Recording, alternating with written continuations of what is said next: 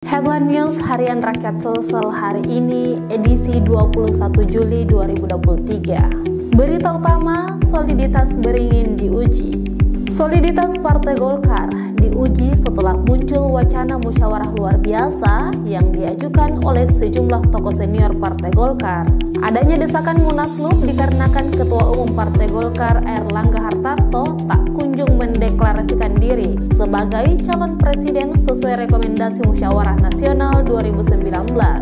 Tak hanya itu, Airlangga Hartarto juga masuk dalam deretan daftar saksi yang diduga terlibat dalam kasus korupsi persetujuan ekspor minyak mentah termasuk produk turunannya yaitu minyak goreng. Berita selanjutnya, ancang-ancang bahas pengganti Sudirman.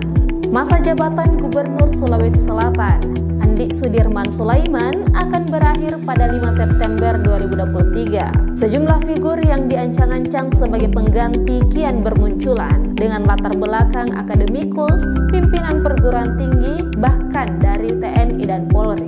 Berita terakhir, tahanan kabur usai gergaji terali jendela penjara. Kepolisian Resor Kota Makassar memeriksa 12 personel kepolisian sektor Tallo. 12 personel kepolisian tersebut diminta keterangan atas kaburnya 5 tahanan dari dalam sel tahanan. 12 polisi ini adalah polisi yang bertugas dalam melakukan penjagaan sehingga pemeriksaan dilakukan untuk mengetahui apakah mereka terlibat atau tidak dari kaburnya 5 tahanan tersebut.